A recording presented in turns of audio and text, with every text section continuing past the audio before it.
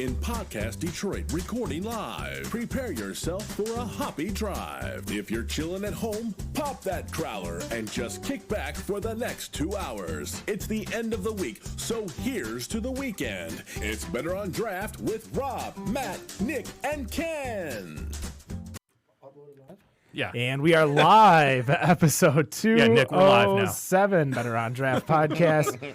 My name is Ken, and that is right. We are live in studio. It is Valentine's Day. We were actually going to take the day off, but I had two special guests saying, hey, we want to come on.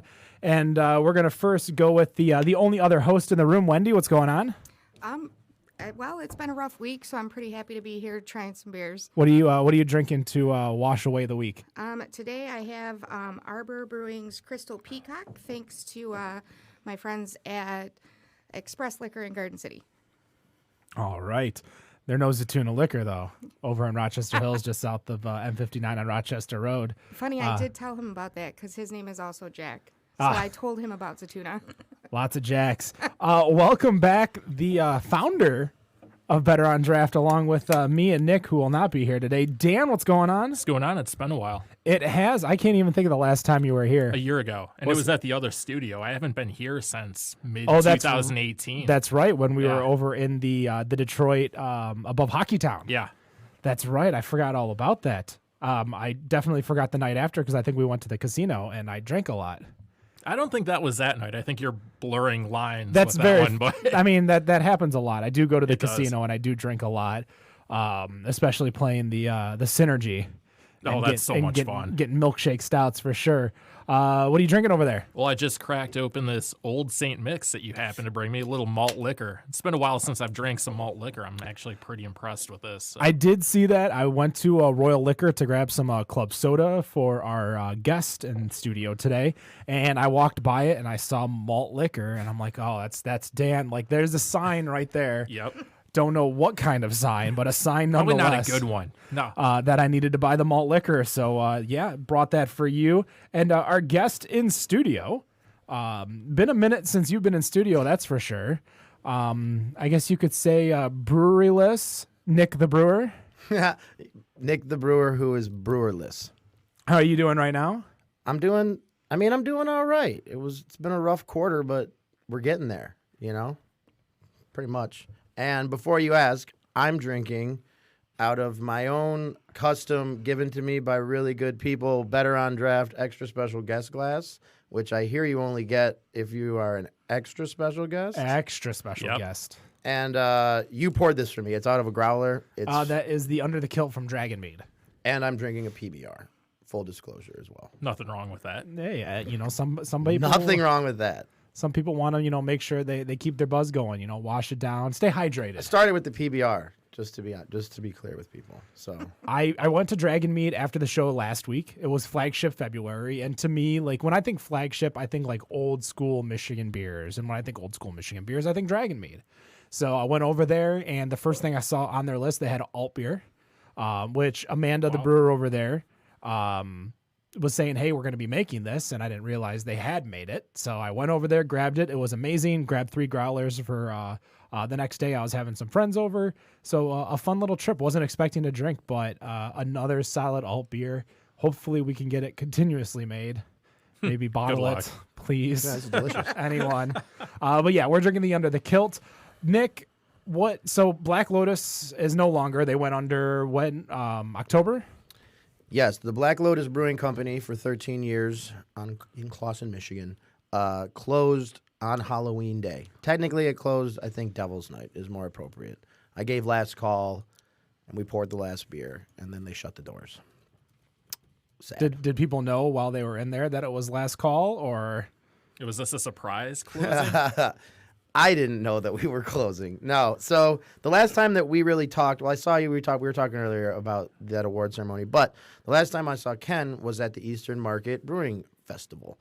And unbeknownst to me, I don't think it was a secret to anybody in the beer world that Black Lotus had been struggling for the last year or so. There was management issues and internal struggles, but there were, and it was open knowledge that they were trying to sell it. They were seeking buyers, the owners. And there was actually prospective people. I talked to a couple different investors about the prospect of it. So at the beer fest, when I saw you, I was there, it seems now naively, but I was there telling people, hey, don't forget about Black Lotus. Still come in. I'm making good beer. I have a ton of it. I got barley wine, and I got Gordy how to make this pumpkin pie with no pumpkin in it. It was fun. I had a good time. That's where you gave me this cup. So flash forward to that Monday, which was probably October 28th, maybe 27th. And after work, I get a call from the owner, and he just drops the bomb and says, hey, man, sorry to tell you this, but I can't do it anymore. It's going to be over. And more to the point, we are closing the doors this Thursday, possibly Wednesday. So get all your stuff out. Wow. Dang. Yeah.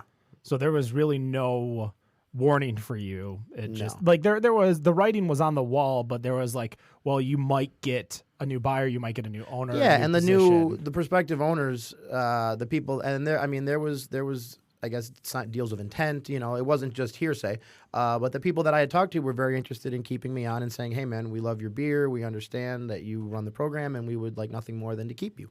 So, from my perspective, if hope is a rope, we'd all choke, but it was it was like, all right, let's do this, and then maybe there'll be a brighter future going forward because the location was great. It's like anything else in business. If you don't have your heart into it or anything you do, it'll be tough to keep it going. And I mean, let's be honest, 13 years in the restaurant world is a dinosaur. That's true. They had a great run, so here's to them. It's not like they opened up and just closed. And last year seemed to be the closing brewery year. We weren't the only one that, it was sad. Yeah, we had a lot hit near the end of the year. You guys might need to help me in regards to what, because I'll always remember Axel, Boatyard, Cellarman's were three off the top of my head I can name. Mm-hmm. I'm sure there were more that I just can't think of. Thankfully, and a shout out to one of our listeners and staff member Bill Carney, who is the guy who runs the map, mibeermap.com. If you go to that website, you can find all of the open breweries as well as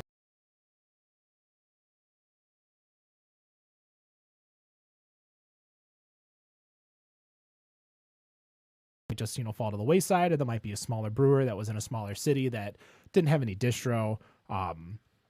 But as sooner or later, there has to be a peak, A bubble. We've talked about it for years, actually. It just took a while to get there. I think so, and I think the big thing that we saw, like Black Lotus, no offense to Nick here, because obviously you have the gold medals to prove. I mean, that's a beer. That's a drop in the bucket. That's one beer. In the grand scheme of things, those were awesome. But what were you gonna say? Sorry. Well, in the grand scheme, one beer can change the entire. That's true. Brewery. For instance, let's look at Brew Detroit prior to Cerveza del Rey. Like that, exactly. That is a beer where Brew Detroit had a solid business model where they brewed their own beer, but that wasn't their business. Nope. Their business was contract brewing. Yep. They make Cerveza del Rey, and now they're going gangbusters with beer. And more to the point of that too, not to get super nerdy about the brew pub brewery. We've had this discussion, I think, a couple times since I've been on. But they were able to capitalize on that, turn it into a marketable product, put it in packaging, and get it out. Which is a huge thing. Winning. Should we drink some barley wine, by the way, to plug myself? Yeah. I was thinking about it. I was going to bring it up. I didn't want to be rude and be like, oh, crack that bottle What open. a smooth transition. Today's all about smoothness on Valentine's Day. That's why I came last in. Ninja Pirate some of us drink, so yeah, crack that open. Yeah. I'll say this again throughout the program, but full disclosure, because of what we're talking about. So everything went down, and it was pretty gnarly. But I, as a personal representation of myself, have been doing some projects, and I have some special things for sale. So some personal cellared Black Lotus barley wine is a couple of those things for all the people out there in the beer world that know this beer. I have about 3 cases of my personal stash left that I'll be parting with. So at Nick the Brewer in the DM. But slide into those DMs. just slide into the DM. I don't do Facebook either. It's a long story, and don't ask me. Nick the Brewer's not a real Facebook page. Everybody that tells me on my birthday, happy birthday, and I have to inform them that that's the repeal of prohibition. You're not really my friend. Yeah. And also, It says I'm like 86. So read Facebook if you people are on it. You might, if you don't mind pouring me a glass from one of the glasses over there. Thank you so much, Wendy. So let's kind of get a start. When did you start at Black Lotus? Okay, so it was 5 years ago, December 1st. Yeah, 5 years. 2014, I guess, because if we closed, 5 years prior to it, it would be October. And prior to that, I was at Kunin's. Shout out to the Kunin brothers. Yep, Eric and Brett. We actually messaged them. We've never had them on. We've had obviously Pipe and Brock on plenty of times when he was a rep of Kunin. But we reached out as we have been promoting our March Draftness, which is going to be 64 breweries this year as opposed to 48, which we initially launched. Big moves. Yeah. And they decided to step back this year. They were in last year. And I'm like, well, hey, we'd love to have you come on the show, talk about beer. You guys, when we talk about Flagship February, we talk about OGs in the beer industry, especially in Metro Detroit. Kunin's name gets brought up all the time. I've gone the last, let me think how many this is, 8, 12, 16. So the last 3, for some reason on election night, I always get there. I don't know why, but Kunin? Yeah, it happened twice in a row. So I made it 3 in 2016. It's a tradition now. Yeah. Yeah, it became a tradition. After 2, it becomes a tradition. So I just made it to Kunin. That's how long they've been in. And obviously, a lot of people talk about their St. Patrick's Day party, which would be coming up in a month, where they make their cereal beers. Were you making the cereal beers over there, or was that somebody else, like a different part of the program? Yeah, no, and that was like 7 years ago. So I did some Fourth Dimension, some Icebox things for the winter solstice, but no. When I first came on, I didn't have any part of that. But this is interesting, and not to open a can of worms, but I was there the other day talking to Eric, and an interesting point came up. And, we can get into talking about all of the acquisitions that have happened over the last year, but it struck me as crazy, and I was talking with Eric about this, that they are, aside from Bell's, probably the biggest family-owned and still family Michigan-retained brewery in the state. And definitely one of the OGs. Black Lotus was family-owned, which I think was indicative of some of their problems. I think the idiom of never work with family or friends can be true. But it struck me as crazy because we were talking about the Atwater acquisition. We're in Miller Coors, and Eric was saying, that makes us and Bell's really the kind of. And that to me was crazy, just to sit there and go, you're right. Everyone else is rightfully so or unrightfully, however you feel, getting money and expanding their reach. But it is something to try to keep it in the family. And, they've been doing it for 16 years now. So, I mean, I think last year was 15 years. So I love those guys. They have big hearts. They're silly bastards, and they're the best. They used to be a mainstay when I lived in Troy. Like, that was the place to go. It was probably the closest brewery to go to at that point. It was either that or Rochester Mills. And do you want to deal with downtown Rochester traffic, or do you want to deal with Mound? Yeah. I mean, their spot is sweet. That whole crazy little block and area. Really. So it was great, and I learned a ton working there. It was a grind. But then when I took over Lotus, it was very much, show us what you can do. Mark Harper was the owner and brewer, and he stepped back. And, I mean, it's a brew pub. And as a brew pub, you can pretty much run the show. And so I did. It was sweet.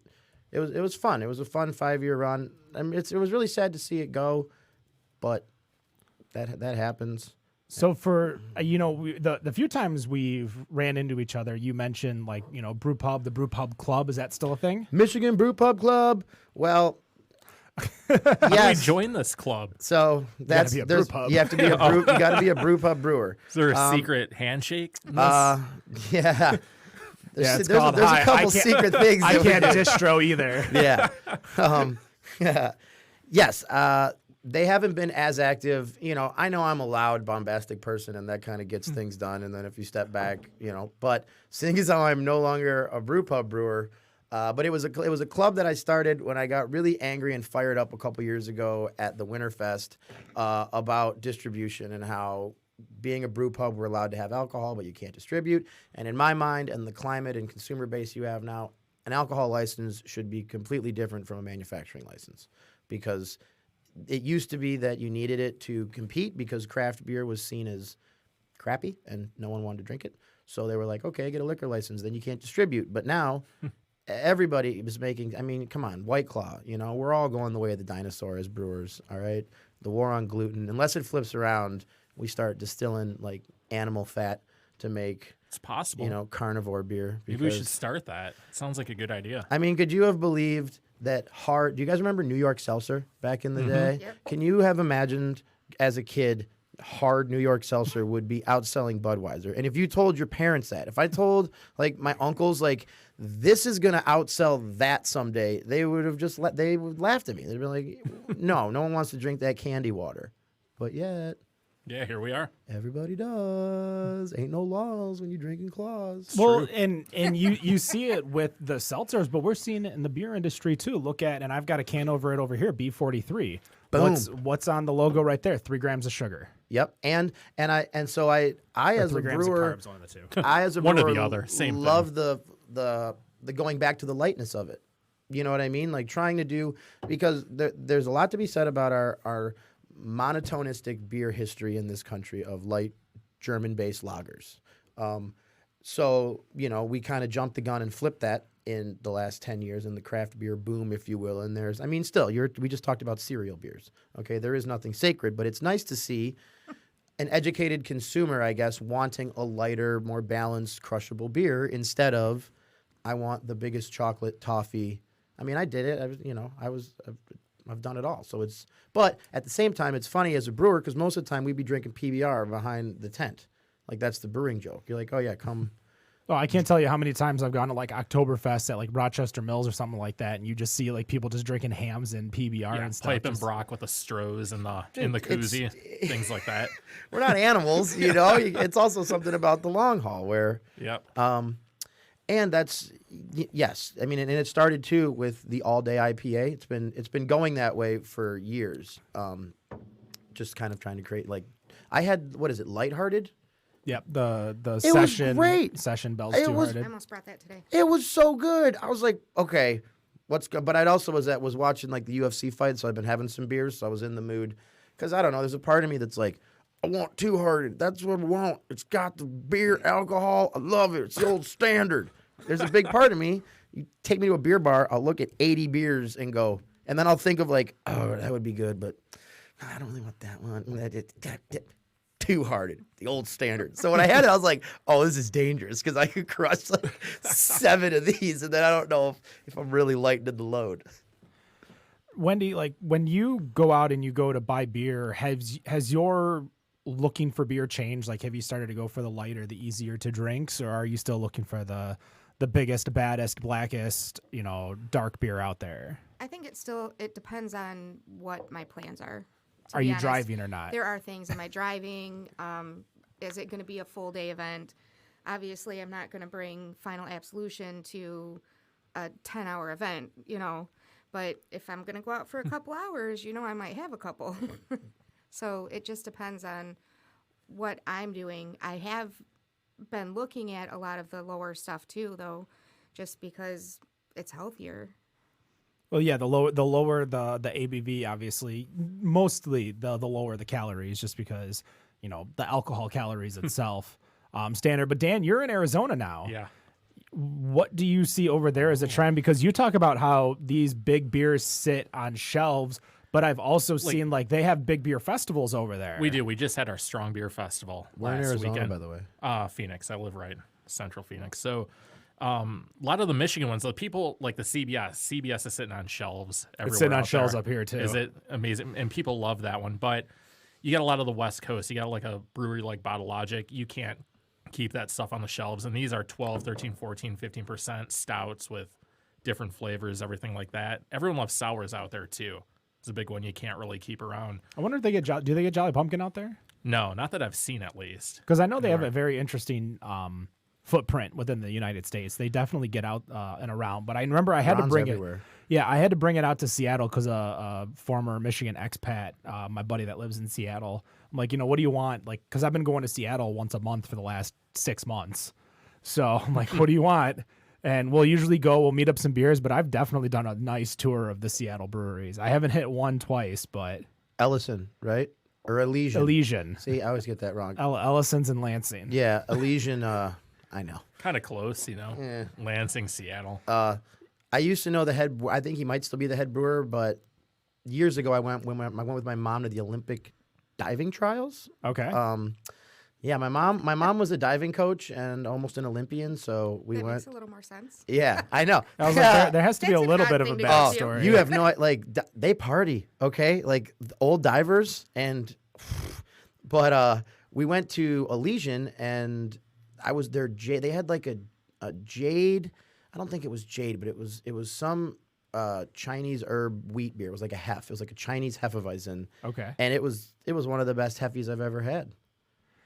I hit. Speaking of like Chinese culture, there is a new brewery out there called like Red Letter, or Red Envelope, one of the two, which is huge in the Chinese culture. And this was, mind you, the last stop of like an 8 brewery walkabout over in the Fremont Ballard area. I still didn't finish my entire passport, which was very upsetting because I have no idea where it was. I got lost in the move. But going back real quick to Arizona, like, what about draft? Like, are you seeing a lot of like crisper, clear beers on draft? Do you get a lot of Mexican lagers over there because you're kind of? You do. A lot of breweries do make a Mexican lager. Okay. They do distribute a lot of those, but honestly, between the IPAs, everyone loves their IPAs out there too, especially the New England. You see them all the time. The ones that look like orange juice. I'm like, what are you even drinking? Like, That's what this looks like over here. Is it? Okay. Yeah. I'll let you see that. I'll let you try it because obviously Old Nation doesn't get down there. Can't wait. It doesn't taste. I mean, if I like it. But yeah, you see. Anyways, yeah, you see a lot of barley wines, a lot of stouts. Those are the ones you can't keep them on the shelves. As far as people, it's like the ones people line up for out here. Well, we've probably talked about it before on the show because I know we've drank this beer on the show. But talk to us about the Ninja vs. Pirate. Well, how is it? I love How's it holding It's up? one of my favorite. How old is this? So this is a year old. Year old. Okay. Okay. So this was after the bronze medal batch that I won in 2018. But yeah, its cellar's great. So yeah, to talk about Lotus, right? Because there's been some. It's all about development and growth, right? You can't really see this stuff coming. What's sad is that this beer can never happen again. You know what I mean? Like no matter what. But in that vein, they closed the doors and basically everything went into receivership. So the bank took over and there was a live auction. And I went to the live auction because, number one, I need money. I'm unemployed. And number two, I wanted to, if anybody's going to pull that thing out of there, I wanted to be the guy to help because as much as it was a job, it was my life. I poured my heart into it. I was very proud of the work that I did there, and I didn't want to see it's silly to put emotion on immaterial things. You know what I mean? Or I guess material things. Sorry, just stuff that's inanimate. But I went there, and I also said, hey, guys, whoever buys this should know that it's full of beer, and they kind of just turned the lights off and walked away. So you should hire me to help clean it and get it out. Funny enough, the guys from Tenacity Brewing, shout out to Rob in Flint. He actually said, "What up? Cheers from Flint" in the chat. That a boy, dude. Shouting you out, dog. Holler at your boy to come finish the job up there. But he bought it all and then hired me to take it out. And so I cleaned everything. And it was crazy. And since he's listening, I'm gonna straight up. I'll be honest. He is a man of will. Okay, and he's very calming. He's got like a Santa vibe, like a really nice, like chill Santa, like skinny, very skinny. He's not Skinny Santa. He's extremely skinny, but he's just got this flowing, luscious beard, and he talks kind of very calming, and he's like, "Yeah, man, we're gonna do this. We're gonna get this out." And we, with a crew of 3 guys, pallet jacks and a mini winch, got the entire brewery loaded on a trailers and up to Flint. And I didn't believe it. There were some points when I lost faith, and he's just patting me on the back going, nah, man, it's going to work. I have faith. If you actually go back to Better on Draft and you go to episode 183, you can actually hear our interview with Rob and Jason over at Tenacity. Those guys are great. Like, they're salt of the earth, cool dudes. One of the best, because they brought us distilled beer. And we got a chance to try their beer. He's talking to me about that. Along with the distilled beer. How was it? It was amazing. Really? Yeah. No BS. No BS. Okay. There was we all, I think you could tell the difference of our palates and what we prefer in regards to our liquors based on which we rated best versus worst. Was it like White Dog? Was it? I mean, was it like moonshine? There was a blonde that he made. It was all clear, obviously, because it's distilled spirits. Yeah, one was a little hazy, but it was a cider that they did. Okay. And that turned almost into like a brandy. Okay. The blonde was almost like a really, really sharp whiskey, almost like a white whiskey, or maybe even a very rye vodka. Okay. Because that's the new game. I mean, you're removing gluten. Yep. You know what I mean? Like, I love when people are like, "Is this gluten free?" I'm like, guys, it's distilled. Okay, it's on a molecular level. Like, it's ethanol. Okay, that's not. There's no gluten in there. Don't worry, it's not gonna get you. But so, and it was really interesting in my career now, I have, because I've done some consulting on smaller breweries, just basically telling people how they would, what kind, size of equipment, and my family has an HVAC background. So my cousin's a pipe fitter. I understand how it all works, but it was really awesome to just pull the whole thing out of there, because if anybody ever has been to Black Lotus or has had a tour by me, it is small. It is just I'm standing there going, okay, it's a tour. Here we go. We did it. You're there. There's also a giant window in between the restaurant. Yeah, you could Fishbowl. see everything. Dude. Yeah. Well, no one ever looked when I wanted them to, and I was trying to be sweet. They only looked when I was doing serious stuff or had butt crack showing or like was taking measurements, and then they just be nose to the glass. Of course. Hey. Well, I probably was one of those people, because I remember going over there. I don't remember who I was with, probably a girlfriend or a date or something. And I remember we were looking at you, and you're just waving at us. Yep. You literally stop what you're doing, walk out to us, and be like, "Hey, what's going on? This is what I'm brewing. Do you want to, sample of what I have, in the tank that's on draft right now?" And you were the nicest person for us, just unintentionally staring at you in the fishbowl. From the chat, one of the people want to ask, what is your favorite beer to brew? So maybe it's a process or a style or something. Do you want the? Are they live asking? Because do they want? Yeah, they're live asking. Okay. Do they want the answer that's going to inspire them, or do they want the real peel back the curtain answer that we're all lazy humans? I'm not a brewer is the beginning of that question, so I'm guessing. Oh, for sure. Then the biggest one, like the hardest and biggest beer to brew, the longest brewing barley wine was a 12-hour day. That was my favorite. Damn. Okay, well, my favorite brew days were obviously, because it was a job and you had to do it, and I did it by myself, the pale ales and the kolsches and the stuff where it was, because if you'd ever been to Black Lotus, you'd have to load the grain by hand up on the deck. So, when I'm only dealing with 250 pounds of grain as opposed to 600 plus a bunch of dried malt extract, DME, which is powdered malt sugar, which is basically what I use to get high ABVs, because my mash tun and the system would not allow me, using only grain, to brew a beer, say like the barley wine, which is clocking in at 13.5%. So yes, the lazy American sweaty answer is pale ales and anything that's light in grain bill. But, I'd be lying if I didn't say that Gordy, How'd I Make This Pumpkin Pie wasn't my favorite beer. And that beer included taking 5 cases, restaurant-style cases, so like 400, maybe 100 pounds, maybe 150 pounds of butternut squash, cutting them, coring them, smoking and roasting them, packed with brown sugar on smokers and grills as I'm brewing. And then that all, like a late hop addition, goes into the kettle, which then gives it a pumpkin pie flavor. Really getting to flex your creative wings is fun, but once again, that beer was awesome because it was once a year. If I had to do that shit every day, Daddy wouldn't be happy. He'd be sad. I hated brewing stouts. I'll just put that out there. The answer to that question is I hated brewing oatmeal stouts because let me dial that back. I hated brewing my dry Irish oatmeal stout because everybody at Lotus wanted it, black bottom stout, and so I had to brew it in the summer. And so I tried to make a dry, middle to low ABV, super heavy on the mouthfeel beer, which includes using a lot of, it's oats, but a little bit of wheat, things that can gum up in the mash, and then you have a stuck mash. And I once bent a steel rod almost 90 degrees, like a rod that was thicker than my paddle, thicker than my thumb.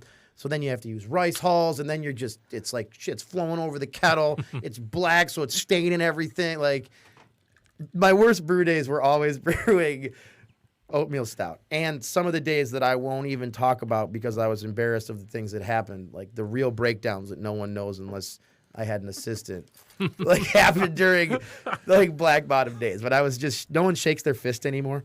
Like, I was just shaking my fist in there, just MFing everybody. Like, The whole restaurant can hear you. oh, dude. Everybody, and what made me mad is that the product wouldn't be as good at the end. You know what I'm saying? So I was pissed because I was like, oh, just shaking my fist so much. And that's why I had a pull-up bar in there too, because I would just rip off pull-ups to try to get the anger. It's better than punching things. Oh, so, you can't. Yeah. Well, yeah, like they're tanks, they're steel. So I'd just be ripping like chin ups, just like so mad. So I what hope- you're saying is I should appreciate those oatmeal stouts Because- and all the work that it takes to get them done. It's super easy to brew a Russian Imperial or an 8-9% stout because the alcohol also adds mouthfeel, okay? The viscosity of it. But yes, to brew, and like Guinness, they use lactic sugar, right? They use a little bit of milk sugar. That helps with it. But to brew like a traditionally dry Irish stout, oatmeal stout, is tough. And yes, if you find one that you could crush like 3 or 4 or 5 pints of it, give that brewer a kiss. Andrew keep that in Parr. mind. Andrew Parr from the chat wants to know if there is a beer or two that you wish you made. Maybe you didn't get the opportunity. You were planning on it before Lotus closed, or something you want to try to bring into wherever you land. That's a really good question, man. And that's a good question because I did have total freedom. Here, do you want to open this, dude? Yeah, let's crack that open. Yeah. So what we're about to crack too is now part of my special Nick selling things process. Slide into my DMs at Nick the Brewer. Yeah. You can, if you're watching the video, of course, we are live every Friday night at 7 p.m. At Nick the Brewer. There is cameras. Your camera's right here, Nick. Nick, you know this. You have a cup. I know. Well, Don't act surprised. All of this technology though wasn't here like the last time I was here. You guys are definitely up in your game. I think Nick's been at like every iteration of our show, Yeah. depending I on think he hosts. has, actually. What up on this ESG? So look, I made this because to answer your question, I made a double black IPA. I think black IPAs are, what's the caller's name or the dude's name? Andrew. Callers. Andrew. What do we got on the line? Kirsten, hello. We got Andrew Parr here from Michigan. I think black IPAs are a very underrated style of beer, okay? Because I think everyone goes hop crazy, but if you use, it's really good. So, Robbie better share that. so this is a beer that I also have for sale, and it is released under my own name for the first time, Focused Intent Fermenting. It is a double black IPA that I made, because if you're going to make a black IPA, why not make a double? So it's 12.6%, and I aged it in a Detroit City Distillery rye whiskey barrel. This was like a project. They had the rye whiskey barrel, then they farmed it out and had a Cabernet red wine put in it, and then they aged a bourbon in it. Wow. So I put it in for about a year, and it's great. And to answer the question, like, you drink it, and it doesn't drink like a stout with cocoa and chocolate and all that crap. So it's delicious. Once again, they're for sale. But no, man, at Lotus too, I got to do whatever I wanted. But when you make crazy good beers, like when I made the barley wine, then I had to make the barley wine all the time. You know, when I started making these seasonal beers, the Gordy, how did I make this pumpkin pie ale? Drinko de Mayo was my jalapeno lime Mexican lager, basically. And constrained by the amount of tanks and that we weren't a distributing brewery, so we could make and sell we could make the liquid as quickly as we could sell the liquid. You couldn't make everything you wanted, you know what I mean? Because I'd be like, okay, I have to keep on 7 different beers. I have to keep a stout, an IPA, a pale ale, a Kolsch, a red ale. Well, you mentioned, I think the last time you were here, and you might be able to correct me if I'm wrong here, but you had a certain set of beers that you had to make to keep on draft. And all the time. The I-75 Amber? Red? No, so that was the I-75. IPA? Yeah, dude, that was the coffee pale ale. That was one of my Coffee pale favorite ale. beers. That one was good. What about the Miss Michigan? Did you make that? That at the was time? that was Miss Michigan, cold aged on espresso roast. Oh, nice. Yes. Yeah, dude. So no, but to your point, because we were a brew pub and because we were serving a local community, I had to keep on an amber ale, a pale ale, my IPA, a Pilsner or a Kolsch, depending on what was going on, a stout, that's 5, and I only had 10 taps. Okay, so then you have at least the barley wine and then 3 seasonals or things that were fun or variations where I would do the coffee roasted. Another one of my favorites was a Thai basil version of my IPA called Thai PA. I'm a big Vietnamese fan of pho and all Asian food, which we'll get into. I also brought a barrel fermented. When Asian Ken flavor tries sauce. the hot sauce, I It's can't not wait that for hot. that part. It's not that hot. See, everyone's telling me Yeah, but ain't got any like wings or anything to put it on. So- no, you just that's drink coming. it. That's So coming. there are no wings. Apparently, the pizza place in front of the studio does not sell wings. That's the only pizza place in the world that doesn't sell wings. So we're getting breadsticks and cheese bread. Fair. It's So- delicious. Okay. I can do that. And we'll get into that once we're eating it because that's a really good story on itself. What is this little specialty? That was the double black IPA. Didn't we have a trend of black IPAs here a few years ago that kind of took over the craft beer world for a hot second? Well, Sierra Nevada does a black rye PA, which is awesome. It's got like a woman. I thought it was the Grim Reaper, but it's a woman with like a scythe or a sickle on it that's mowing wheat down. I don't know, man. I think it's cool. I think that the balance of the caramel and chocolate malts that you can get with the hops pair really well. Like this beer was aged for almost a year, and you can still taste the brightness of the hops. You can taste the barrel. I can taste when I drink it. I taste the red wine. I can taste the vanilla, the bourbon, but the hops are bright. You don't get overpowered with cocoa and chocolate, and like everything else, I ferment my beers dry. So I feel like it mellows it a little bit because I mean, as far as like with black IPAs, I mean, I've had batches. I think batch has the low end theory. I've had shorts, which the Kumaluma Licious.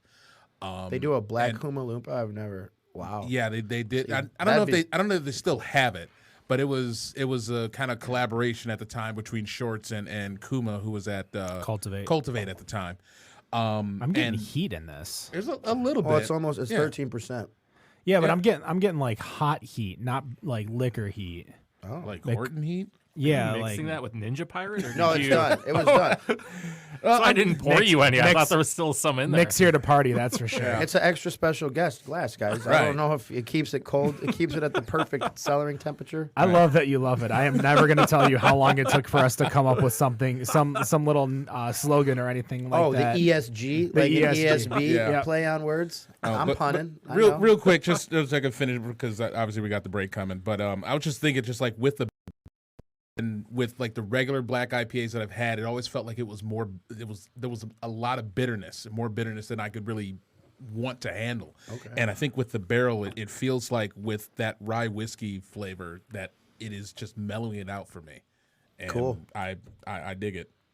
Maybe it's just like the wine, because I'm definitely tasting the wine, but I'm not like those first few sips. Maybe it was like a mixture between the Ninja Pirate and that, but yeah, I was getting some heat like just in the back end. But again, not boozy, but that was really really good. Yeah. If you guys are in the chat, we're going to be taking a break soon, but we will be back with Nick. Facebook.com/BetterOnDraft, live 7 o'clock p.m. Eastern, every single Friday night.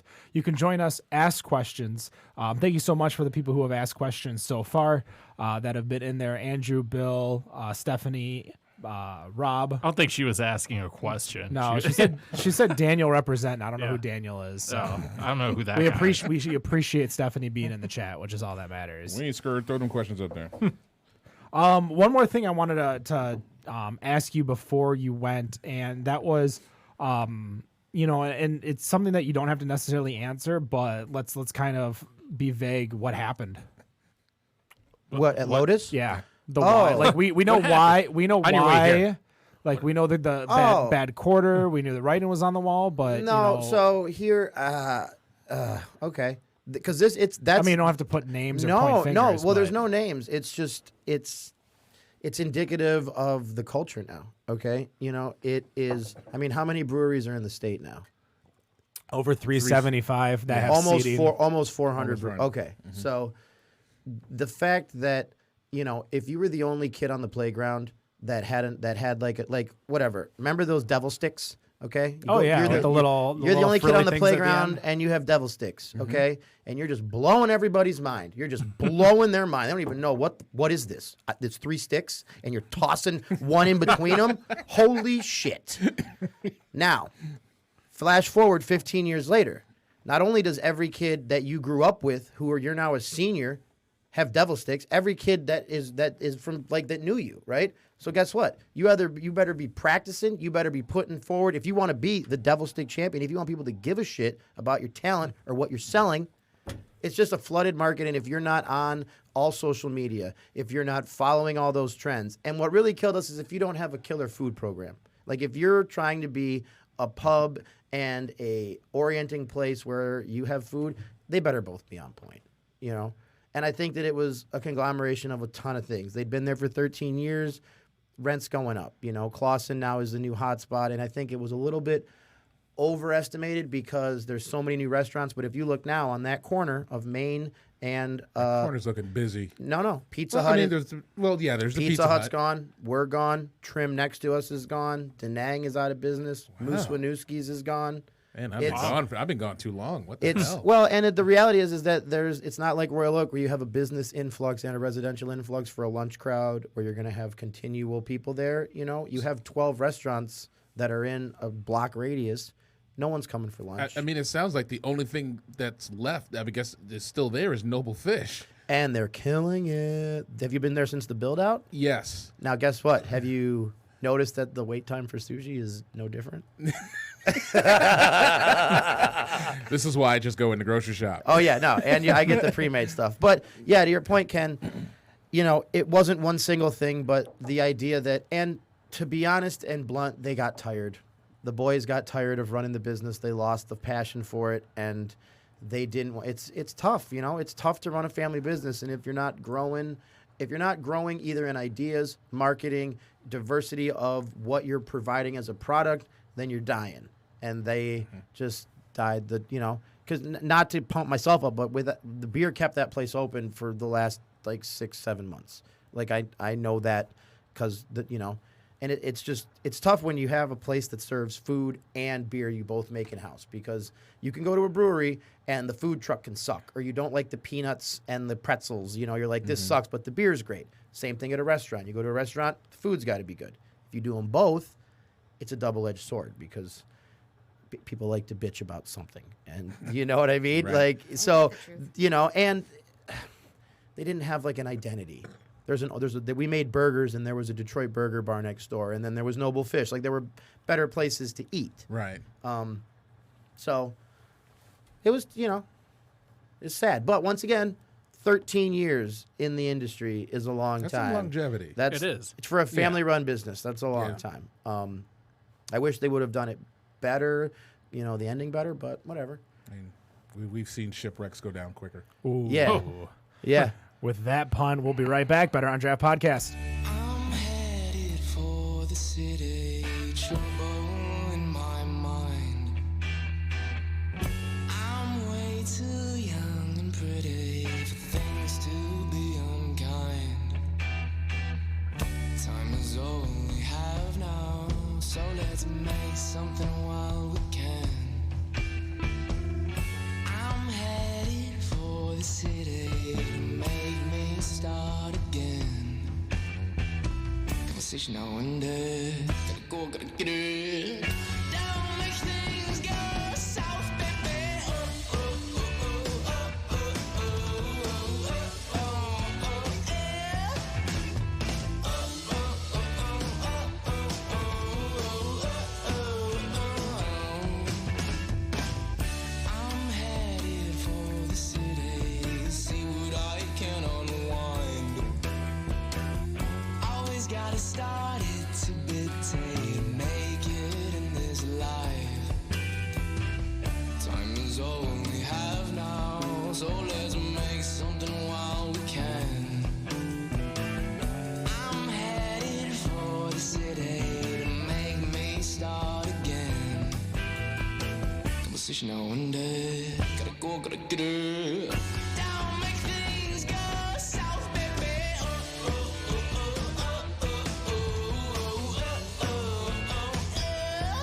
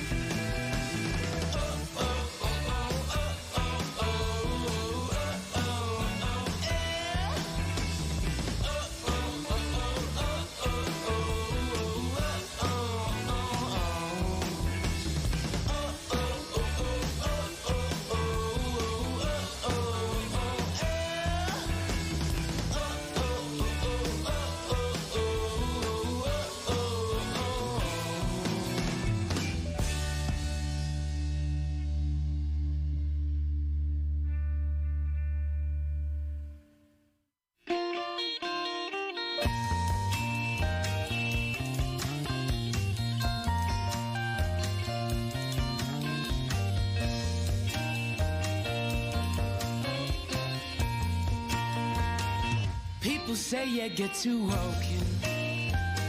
They just can't find a little soul. Light up a cig and let's get talking. Talking that rock and roll is more than just a style of play. It can get you what you need, just let it take you away. If you're ever feeling down, forget about the bullshit, dance your worries away.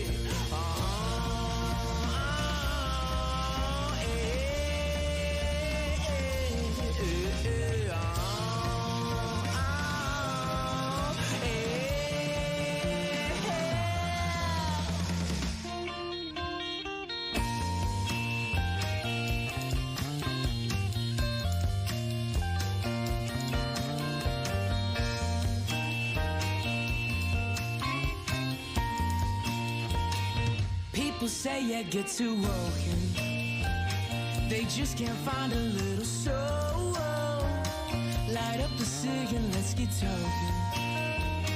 Talking that rock and roll. Sit right back, relax and chill. Let me lead you on your trip, see how that rhythm feels.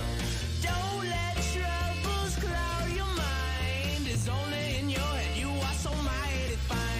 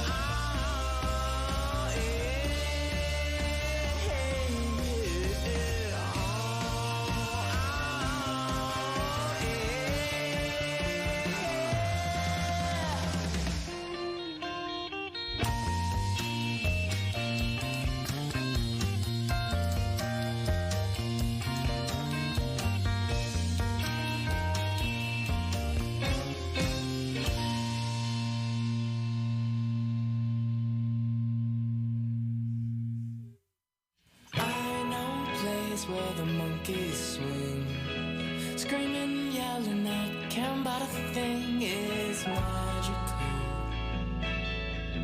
so magical. I know a place where the elephants swim. Their great big trunks just peeking through the brim. It's magical, so magical. Ha ha.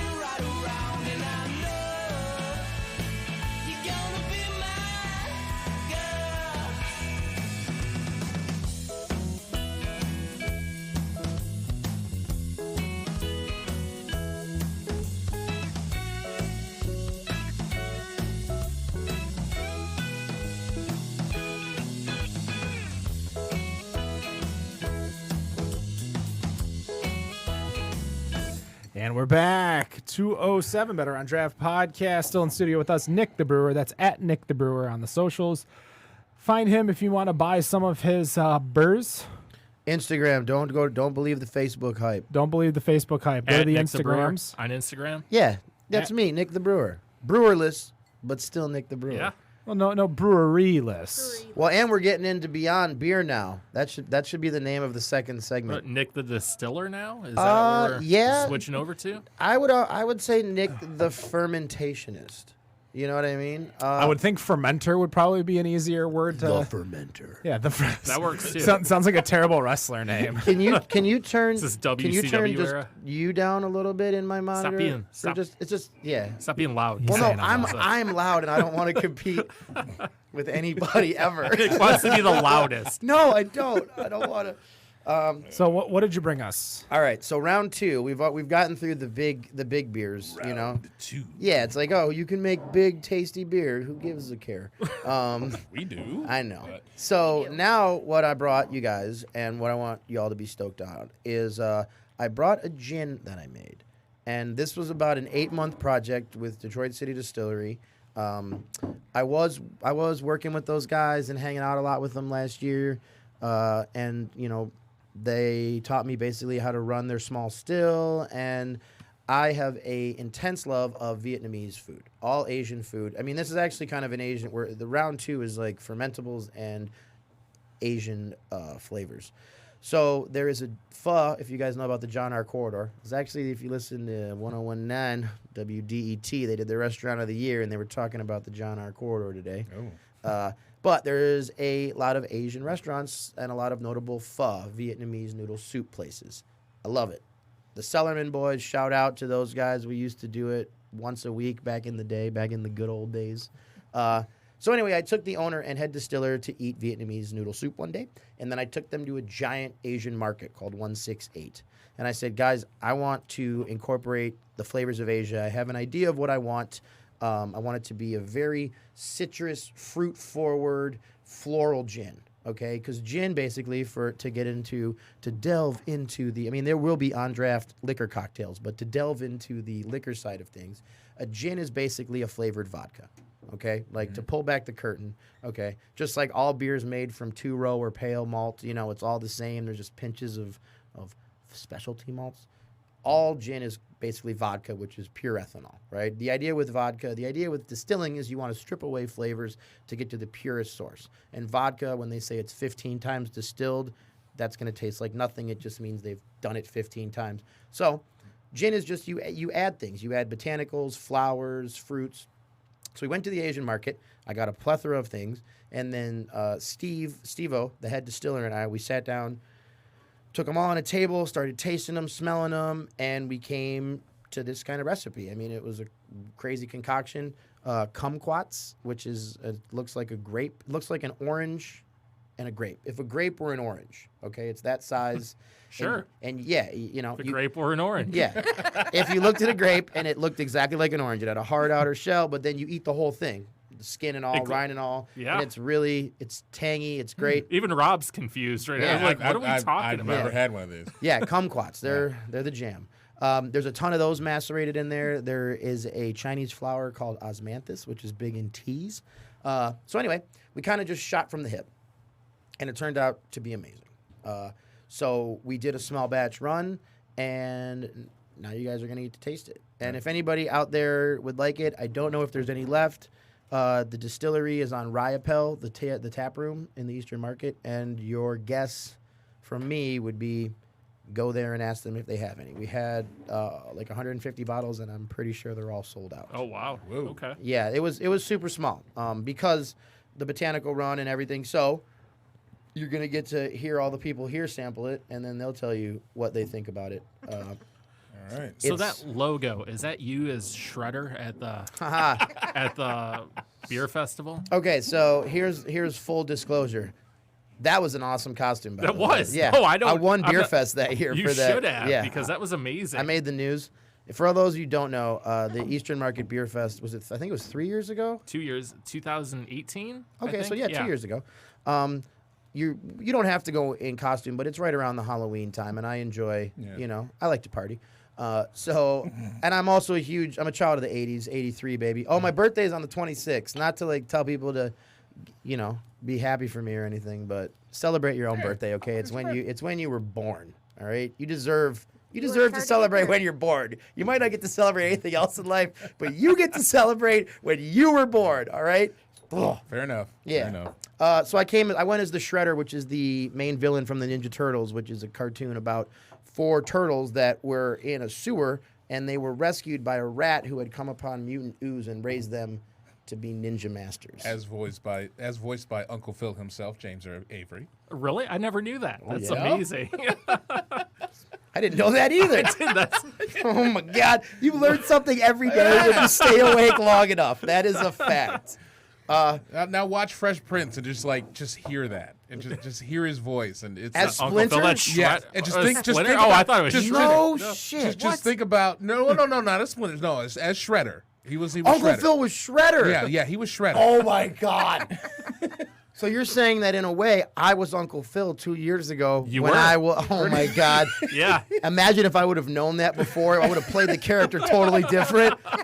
I'd have got so much drunker. It's just been. I'd have been throwing people out like he threw DJ Jazzy Jeff out. The whole That would have been amazing. I'd just been, yeah.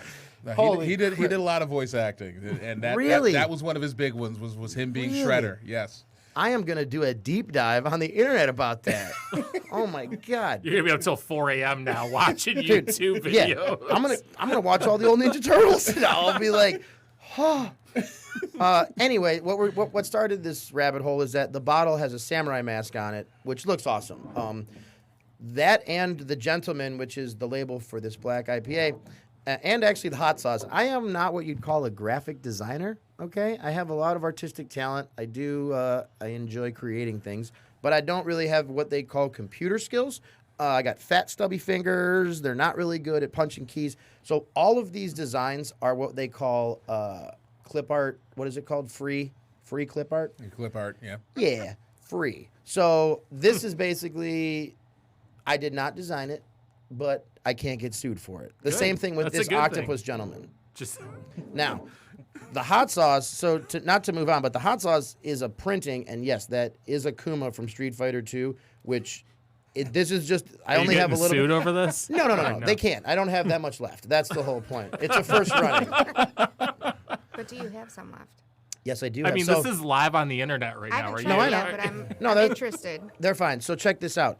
I have what is next in that. So here, let's drink this gin, though. I want you guys to. So this is a citrus and floral. The label says an epic floral and citrus journey awaits you, and it really is. It's like the beers I make too, where I want them to have depth of flavor. You get it on the front and then the back. You will taste juniper, which is what defines a gin. It has to have juniper in it. That is one of the botanicals when you're flavoring the base alcohol. I see it was poured. Did somebody pour some for me? Hey, man, my It's bad. definitely. It smells like floral and citrus. Is what it smells like.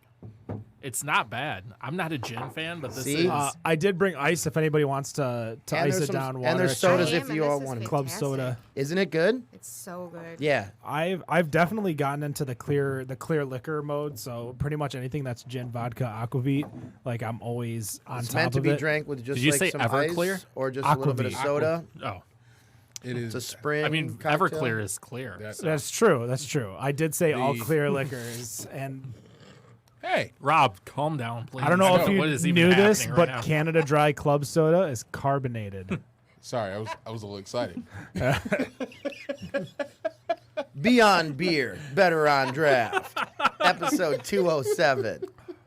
Oh my god, that's so fucking clean. Isn't it? Right? Oh, my I God. don't know if I want to.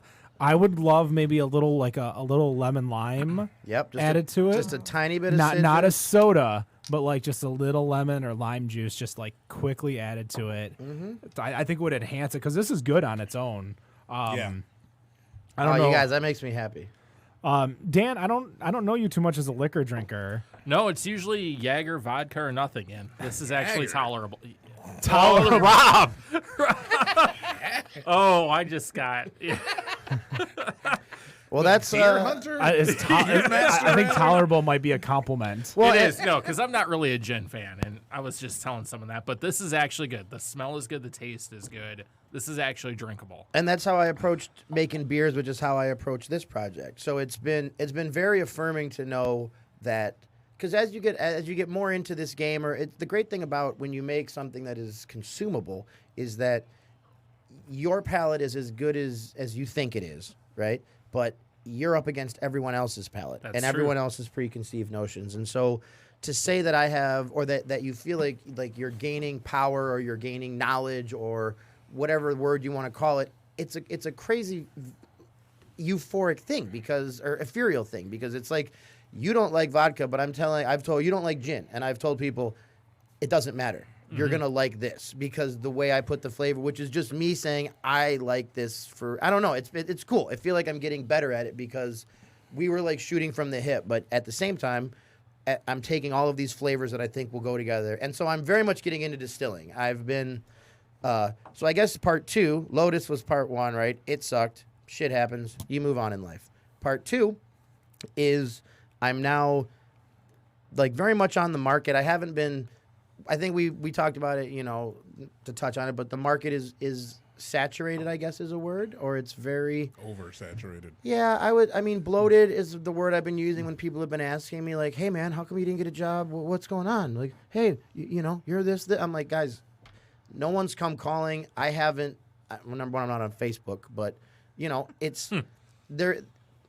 Well, they see you're 86 now, so who's hiring? And I almost guess- Who's 100 hiring a -year-old? geriatric brewer? I know. And that's probably the thing too. Is that there's probably part of the problem. there's so many breweries that are here, and now there's school programs.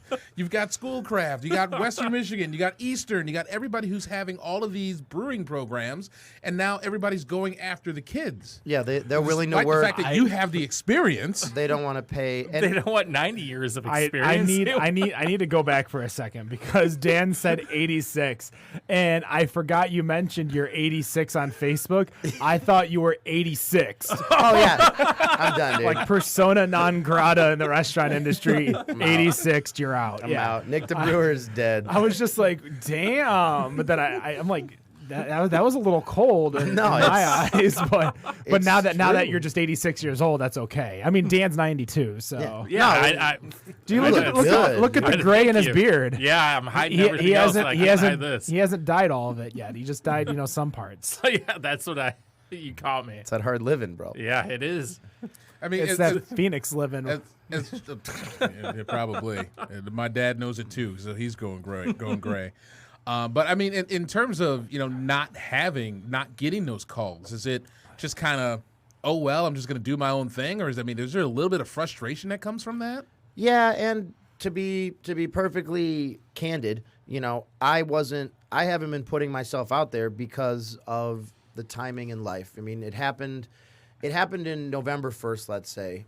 I had a really shitty week that week. Lotus, I got the call on Monday that Lotus closed. So Wednesday, and I spent 2 days just getting my stuff. Like, when you live in a place for 5 years, and, I'm a very, I guess, big persona person. Does that make, like, all my don't shit was say. in there. Big Yeah. personality. Your life Yeah. was there. Yes. So yes, and I had so many corny kegs and all of my homebrew shit on top of the cooler that on day 2, it was emotionally taxing, it was physically taxing, and then it was like the holidays happened. So I lost my job. Shout out to an ex-podcaster here, Matt, that helped me get a house for 9 months. Shout out to Matt Bush. Yeah, Matt Bush was great. He worked with me for 9 months to get a house, and even to the point when he was like, "What are you getting this out? This is not a good idea." Still, homie, ride or die. I was in underwriting for a house, and the banker called me. So I lost my job on a Thursday. The banker called me on a Friday and said, "Hey, man, I saw the news yesterday that said Black Lotus is closed. Is that true?" I said, "Yeah, that's true, man." They're fucking ruthless. He goes, "Well, you probably can't get a loan now." I was like, "Yeah, you're probably right. I don't know. You're the banker. You tell me, goddammit." Like, I don't. Like, I'm just living there. You're the one who Yeah. actually owns the damn house. I just have been saving all of my money for 9 months to pay for this shit. So it was it was tough, and the holidays came, and so it was, it's not as if, it's not as if I had kids or a family or I needed to go grind the next day. You know what I mean? Like, there's nothing like desperation. But no, I believe people in the beer, this is a shout out to the beer community. If anybody who's listening, at Nick the Brewer for any questions, commentary. I'll take credit for the fact that the last time we had someone here who was looking for a job, which was Amanda over at Dragon Mead now, she found a job. So we'll take full credit for that, even though we probably did nothing It's for a platform. It's great. I came here to push not only my products, but myself. But to put that into perspective, where I have been looking beyond Michigan, and it's not as if I'm resigned to it, but it is somewhere. I applied to Melvin Brewing 2 days ago because I saw them on Indeed, and that they're out of Jackson Hole. That's somewhere I would love to go.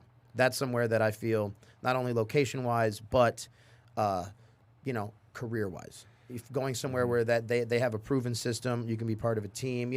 I'm looking for, at this point in my career, something inspiring, and that can be in the location, that can be in the setup. But it was grinding for the last year at Lotus to be feeling like you're bailing water from the ship. And to be, to be putting a lot of things on your personal credit, like, hey, I need this. I need this latch. I need these gaskets. And they just go, what?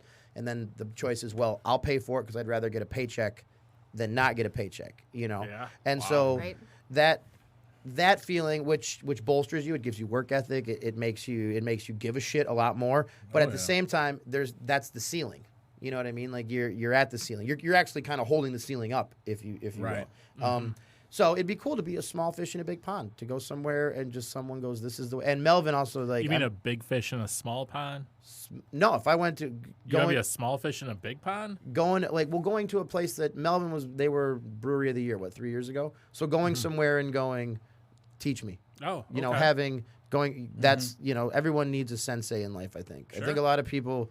That's why Netflix is so popular, or that box, because everybody wants to learn shit, and you can learn it from there. But having a visceral human teacher or an organization to help you evolve, if you have that goal, and that's really what I do. Like, it's helpful or hurtful. It's Valentine's Day, so I'm not going to get too philosophical. But it's not. I don't have a family. I don't have a girl. There's nothing tethering me here. Like, my 13-year-old dog is my life, and he's going to die soon. So what's holding me here? But and having an aspiration to be like, I still want to be. I want to win more medals. Like, that's what's crazy. Like, I want to. That feeling and that idea and that goal is still very much a part of me. And so it's, how can I find an opportunity to be able to express that? Hey, it's humble but hungry. So, Nick, I'll always Great. throw this out here because, being from Arizona, Arizona Brewers won 10 medals this year versus Michigan's 3. Dude, my twin Yeah, brother what lives the in fuck is Scottsdale. that? Well, So, my twin brother lives in Scottsdale, and he's like, why don't you just come out, bro? Our birthday's in 2 weeks. What's going on? is that how he talks? Is that how he talks? Like, Not at all, not even a little bit. Not even one iota. I need to beat this guy, apparently. He's the dude. He's the best. So I'm gonna segue because we should eat some of this food. So to talk about going from distilling to, and I also applied to a distillery at the base of Killington, Vermont, of the mountain, because that'd be dope. Just be like, yeah, I'll make whiskey for you. I don't give a shit. Like, what do you want? What do you want? Moonshine? What do you want me to do? You want me to Yes. take the? And the cool thing about, not to talk too much about distilling, because I know this is a beer podcast, but the cool thing that I found about, We got gin here. Let's talk about I'm pretty distilling. sure we like it all. We've had 2 James on here. We I can want- talk distilling. I want a little bit more, by the way. I still want to know which one of them are James. Like, how are there 2 It James, was their but there's grand- no James? Yeah, it was Their the grandpas. grandpas. Oh, is yeah. that what? Yeah. Neither one was James. Neither owner has been James. The fun thing that I found about distilling that intrigued me, and which made this product, so much more meaningful when it came out good, is that it's cool that it's a slower process, right? Once you get the mechanism going and you're actually running it. Thank you. But it's way more in the moment. And we're also talking about very small batches, okay? I'm sure that they don't do it this way on the giant stills. But you're tasting as it's going.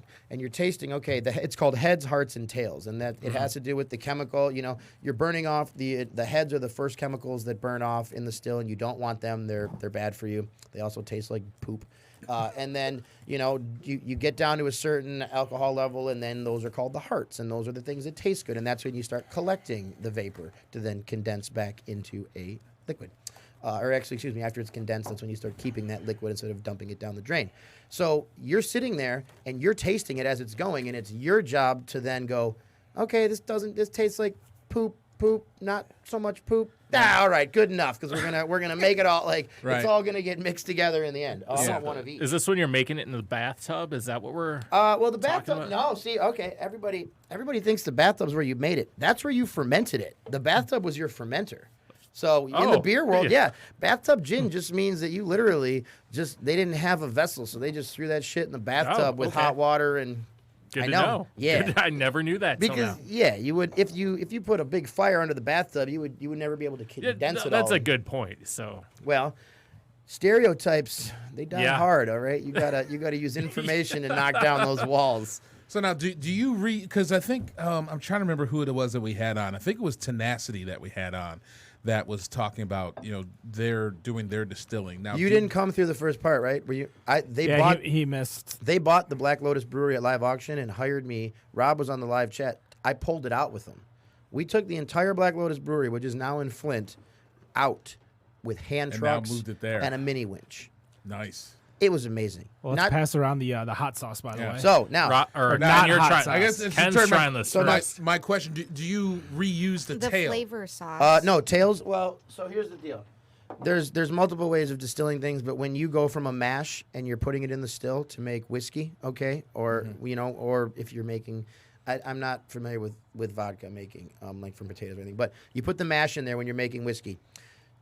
You do the initial, which is just called the stripping run, right? So you're going to take all that slurry and you're going to distill it. And most big places will just keep everything off of that, right, for volume's sake. Then they take that, they have a container and they'll do 3 or 4 or 5. Yeah, put a bunch on there. It's not that hot. It's flavor sauce. It's umami. If you didn't put enough on, Ken, I got bottles Rob, of can you it. save some for us? Put some on mine, Rob. Because I just put a little dabble. Do ya? Shit, Yeah, he made no. He just put like 4 dots, like he's making a paragraph. It's not a over hot. there. I'm telling you, I got to Wasn't here rebrand for it. the It's not a hot sauce conversation. So, we're gonna get to what everyone's eating and how delicious it is, which also has to do with fermentation. But does that answer your question? Yeah. So that once you're doing the finishing runs, that's when you're really gonna concentrate on the heads and the tails, and you have a floating thermometer, a hydrometer, basically, just like in brewing, and you'll look at that, and so you'll be able to tell if it is pure ethanol that you're distilling. You go, I'm not going to keep that because I know what that tastes like. It's not as if you're sitting there with your hand under it, getting hammered. You can just swipe your finger and go, and then you can taste, all the different chemicals. So, All right. what we're eating now is, I brought 3 things. I brought beer, I brought gin, and I brought flavor sauce, right? And while you hear all the crunching, so about a year ago, I was at Gather, which is no longer, it was a restaurant on Gratiot right outside the Eastern Market. And I was there at Speciation, did a tap takeover, right? Except they had like 3 beers on tap. And I was like, what kind of takeover is this? This is a joke. It was right before Summerfest last year, actually. And so I was like, this is goofy as hell. So I was sitting up there drinking like the takeover. I was like working my way through the 2 beers. And all of a sudden, this dude comes up with 2 giant trays, okay? One of which was all fermented pickles. He had like 10 different types of fermented pickles. My mom's side of the family is Wettlaufer, they're German, they love pickles, right? But then he had another tray that was like 3 different types of kimchi, asparagus, just fermented foods, all right? Yeah. I know kombucha is a huge thing. I love fermentation. My company's called Focused Intent Fermenting. I think you can, cheese, everything tastes better after a ferment. So me and this dude just geeked out. His name is Reese. I was like, the hell is speciation? Like, it's fine. What do you want, this one? You want this? Yes. See, Kenny? Wow, I told Ken. you. Dude, It's not that hot. no, it's flavor A sauce. It's little on the tongue, a little got- heat, but got a nothing nice crazy. tang. it's good though, right? This is a Oh, guy yeah. who used to think pico was hot. So this isn't like a Cholula sized bottle for people out Isn't? there, and it's $10. It's called 10 Depends sauce. on who makes the pico. That's true. The label basically is the Japanese kanji for 10, which is the symbol. It means 10. It means the best thing between heaven and earth, which is the idea of what this sauce is. But, so basically, I got a little drunk I do that sometimes.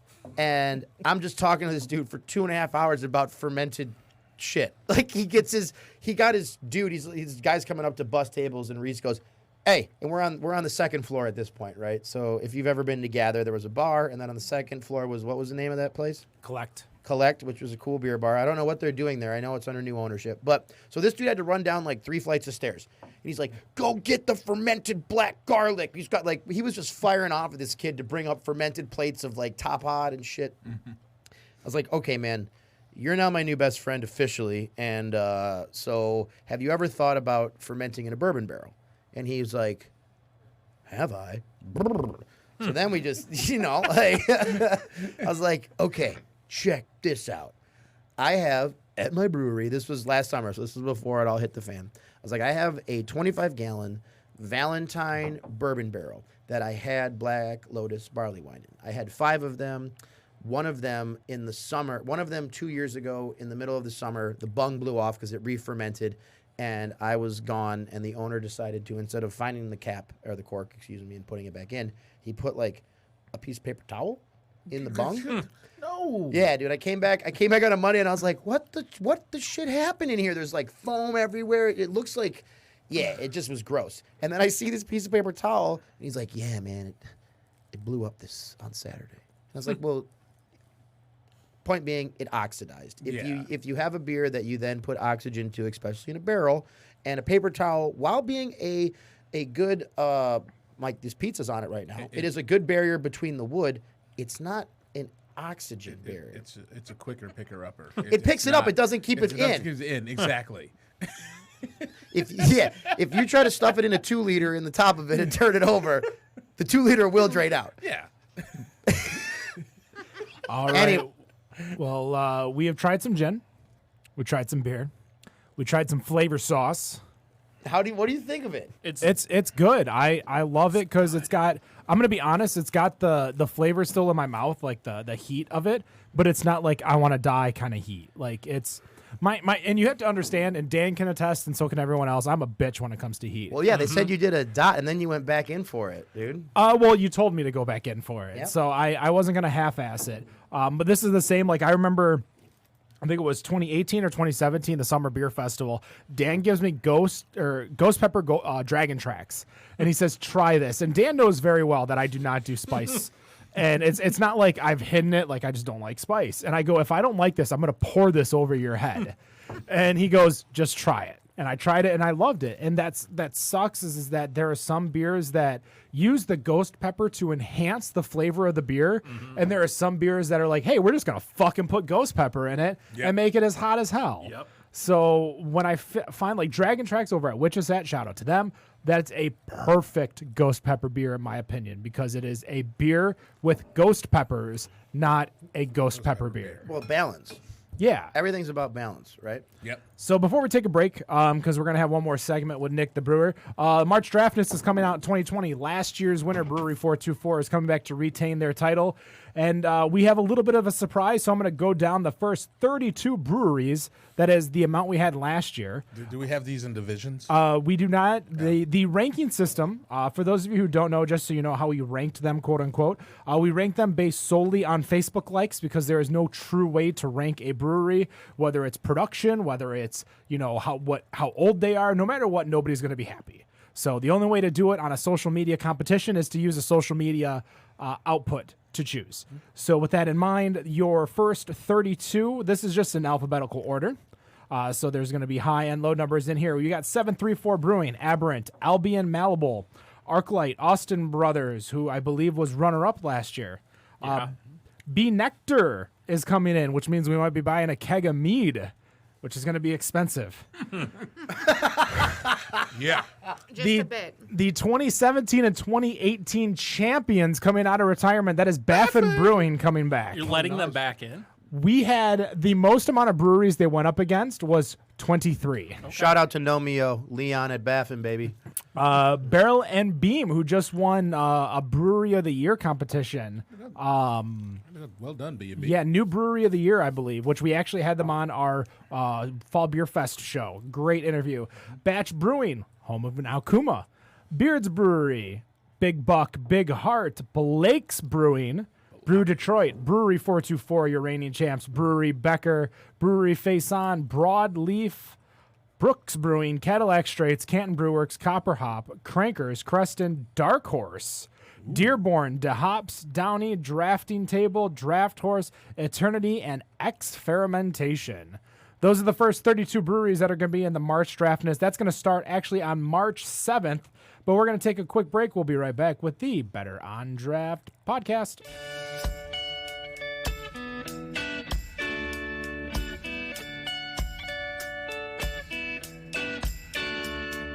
Mama, please don't make me go. Yeah, I don't wanna go so far from home. Yale's got me riding that wave. I got my money where my mind is, and I like it that way. Ha!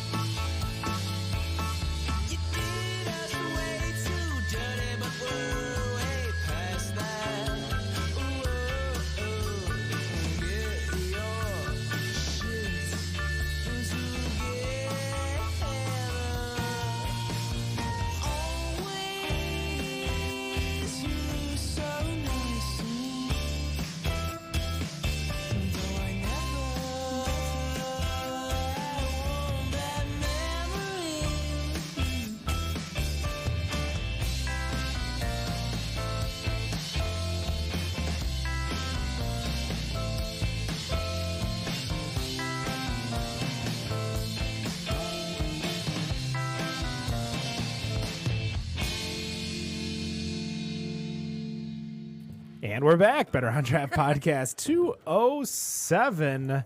Guys, you can join us each and every Friday, 7 p.m., facebook.com/Better on Draft. You can follow us on the socials, Better on Draft on Facebook, Instagram, Twitter, BOD Podcast to find out all the beers we drank today, because sometimes we just don't talk about all the beers we drank. Like, for instance, that B43 that I is somewhere around here, or the drafting table, go ask your mom, or mom says no. Mom said no. Mom said no. Rob, do we have a Tavour this week? We have a bunch of Tavour this week because I just brought a couple cans. I didn't do a Tavour Tuesday this week. And if somebody wants to get a little deal on Tavour, how do they do that? Oh, they could just go and grab the app either through the App Store or on Google Play and get the Tavour app. That's spelled Tavour.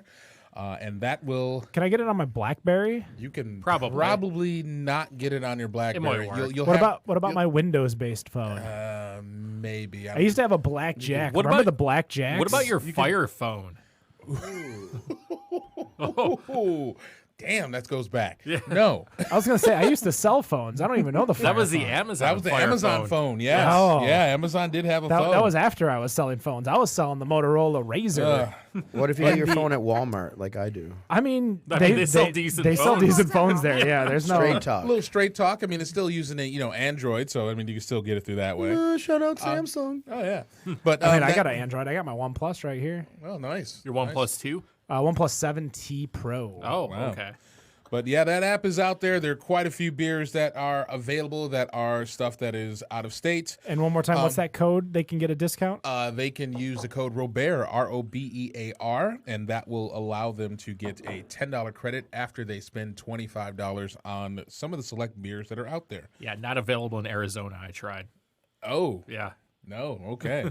Well, for those listeners in Arizona who may have caught us during There's the probably tap, one, and he's sitting here in the room. tap that, when we were on that Tap That AZ Oh, I program. forgot about that. That was a that while ago. That was 2 years ago. No, that was a year ago. 2 years ago. January 2019. Was it 19 or 18? Yeah, 19. Oh, okay. I guess Royal it was just a Rumble, year ago. yeah. That's right. See, I feel like I see you at the Why is beginning. Nick shaking his fist? That's where it comes in handy when you don't get the audio. You can say, "Oh." So we usually do a little bit of a segment, and since we have someone here who is very intelligent, me. Here is Robert with the beer news.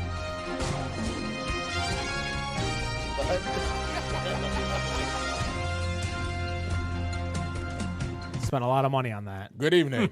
This is the news. As brought to you by... Oh, wait, have you done any spots yet? We did North Center, okay. or no, we did Zatuna Liquor, so you can do North Center. Okay. As brought to you by North Center Brewing. You can find North Center Brewing in Northville, Michigan. Did they move yet? Are they still They in have not center? moved yet. Yeah. They're still at North Center. I think they North changed Center their Road. name when they moved. I don't know. I don't know if they're still on North Center in downtown Northville, because North Center does go through downtown Northville. We'll have to ask them. It'd be like North-ish Center. North-ish Center. They'll be close. All right. Well, as far as I didn't do too much for the event calendar because we already know that the 15th annual Michigan Brewers Guild Winter Beer Festival is coming down the road. That's going to be happening. That's next Saturday. That's right. We're going to be here on Friday night because they're not doing a Friday night Guild Fest anymore. Wow, really? Taking it down to one Just- day. Just for winter or? No, there's All two, of them there- except summer, baby. Yeah. Wow. Yep. So winter, spring, UP, and fall will all have one. And Traverse City, let's not the new forget one, about yeah. the new one. I said one. spring. That is the Is that where it's going to be held? Yeah. Well, you should need to tell the people that, man. We'll tell them Get people on that. it, Ken. What's going on now? We'll tell them that after next week when they have the Winter Beer Fest. That And It- they'll it's they'll gonna have be- the choice to go to World Expo of Beer or the Spring Beer Festival. yes, it is Yeah, the well, same day. It is the Wow. same day. But Winter Beer Fest happening on Saturday, February 22nd from 1 to 6. We're going to be pouring for Austin Bros. Oh my God, you guys are gonna get drunk. Oh, geez. Yeah, if the dad's there, we're going to get tanked. Oh man, that's damn. I'm gonna miss that. I'm That so sucks. jealous. I'm so mad now. All right, tickets probably still on sale. $55 a piece. Get your 15 tokens.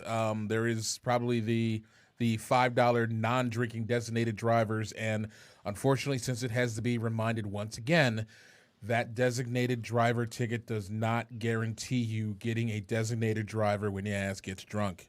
That is for the people who are driving for your ass when you get drunk, that you bring yourself.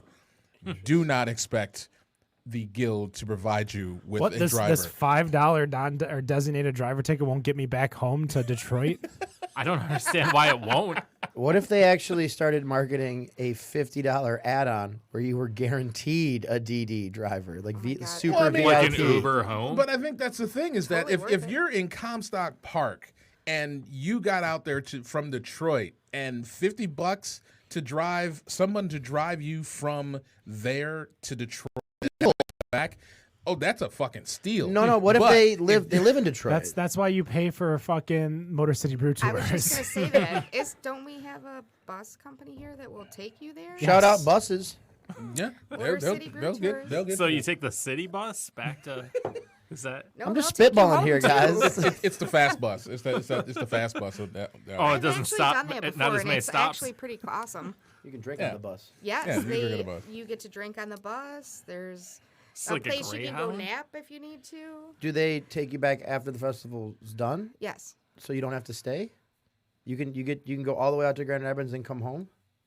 Because that's they what's take you. They take Yeah, you they- from. they a take you- So you there's, leave the like, morning three of the- premise, spots. Nick. no, but you leave the morning of the. Well, it used to be 2 days. That's what I mean. Yeah, they'll take It's only you for Saturday. Saturday. Yeah, they'll take you Saturday morning, and like they'll meet you in Royal Oak. Like that's where you got to go. Is you got to go park the Royal Amtrak Oak. station But in Royal Oak. but I think The- they also stopped in Novi Yeah, the bus will pick you up on the way. and will take you to Grand Rapids. You go through the entire festival, and then the bus will take you back to Royal Oak. So really, I just got to Uber to Royal Oak. Yeah. Yeah. Yeah. As a responsible person should. Yeah. What was crazy Exactly. was is that those were sometime before the flooding incident that kind of hurt the Winter Beer Fest a lot in regards Yeah. to tickets, because tickets used to sell out, day of. Right. Like day it went out, that's when tickets sold out for Saturday. The only way you could get tickets if you bought a ticket through Steve Johnson over at Motor City Brew Tours. And of course those tickets are a little more expensive because it comes with a bus ride to and from. It was totally worth it. Oh no, that's what I would do. It was fantastic. I'd get so tuned up that I wouldn't even care how many people had crappy beer that I had to drink. You know what I mean? Because everyone's great beer, but there's some really bad ones that they just want to. Those are the ones I want. The crappy beers. Oh, just what are you not stoked on? Give it to me. And they're I'm gonna try and then that sometime. yeah. Oh, it's the best. No, it is because they're like, oh no, bro, everything that I brought's super good, man. It's great. You should try it all. I'm like, you're full of chudda, as my grandma would There's always say. something that they don't like. Yeah. What are you not stoked on? Or it's people who don't know their brewery that are pouring. Yeah, no, that's what I'm asking. Yeah, Yeah, that's that- then it gets even better. What do you think sucks? And you'll be like, okay, I don't like this. And then usually it's pretty good. Every brewery I've poured for, I got at least the 1 minute lowdown of whatever the beers are, what they're like, what they taste like From the customers or from the from the brewer. From the brewer. Usually And it's- that's happened every garbage, time dude. I've Just poured throw at that shit out the brewery, too. window. Usually it's a M4 rep or usually it's Jeff Sanchez because it's So- either Sellerman's or Right. Ellison or There's gonna be where did he some work before? hints of lime in here, a little ginger. It's called a Moscow Mule.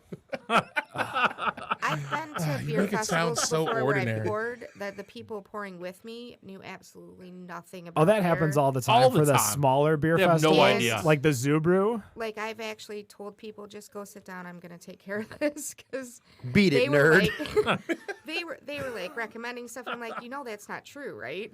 I'm like, stop saying that. Fake I'm Is like, this just is sit this down. Two Hearted IPA and IPA? No. It just no. has the letters. No, it's on a it. stout. It's a stout. It's Hefeweizen. Let's get right. over one news. All right, article, we're gonna at go least. through this one. So, yeah, we'll start with the first one. So, Pliny the Younger was released in bottles, which very big deal about this stuff coming from Russian River with Pliny the Elder, and then them releasing Pliny the Younger, which would have people lined up at the brewery, and they decided this year that they were going to put it in bottles. So they had bottled it, started selling it at the brewery. Reportedly that they were selling these things for $10 a piece. And despite the bottles being 12 labeled, ounce bottles, right? no, Yes. No, they're 12 ounce. Yeah. okay, Yeah. I suck at metrics only get because two. America, Right. I just wanted to be sure that yes. I believe they are 510 Ten mil. milliounce, which is 17.5 17.2 Are they a little bit bigger? So a than little bit 12? bigger. milliliters, so it's So 17.2 even better. ounces. It's a little bit bigger. So $10 a piece for these. Despite those being labeled not packaged for resale, people have been putting those up on auction sites like My Beer Collectibles and whatnot, and selling those for as much as $155 a bottle. Yeah, 150 in Arizona if you want one. People went and stood in line and brought them back and are selling them online and hawking them everywhere for $150 a bottle. Push a man. That's When I found out that you could buy bottles, I actually calculated how much it would cost me to go for a day cheaper. to get it, and it would have cost me over $1,500 for one day between the the flight, the hotel, flight, the and standing Uber, in line whatever. and buying the beer. But imagine the memories you would have made with oh all your my new God, friends. I There were a lot of really people considered there. it. And I get. I mean, as far as something that you want to pay that, I mean, it's like what we've said on here before.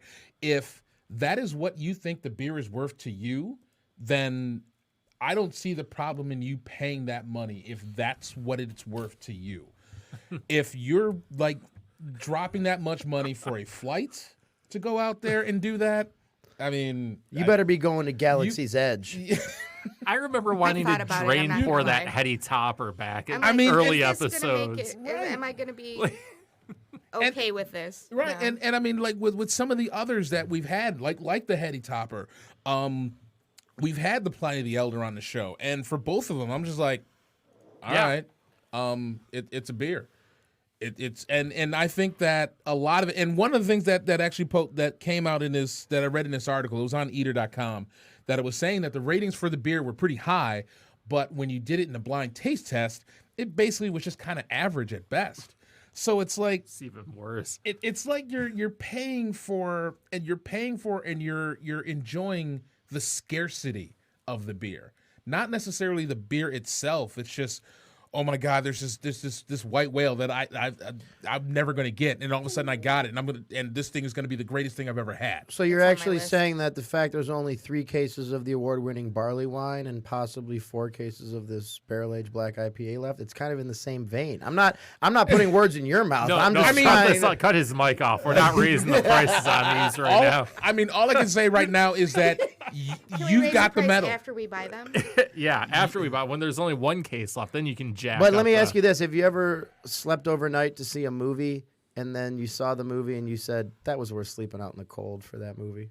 No. No, has anyone ever done that? Wait a minute. No. You're talking to all the people that have been waiting for Pliny the Younger for days. Don't alienate your base. There were tents involved. There- That's I'm for sure there were. Of I'm course sure there there I'm sure there were. Of course, you know. It is on my list. It's cool about a It's a very consumable, short list, you know. 'cause- Yeah. Yeah, and I mean, and again, I can get it with being on your list or really on anybody's list. It's like that. It's like KBBS. It's What is That's KB? number 1 on my list.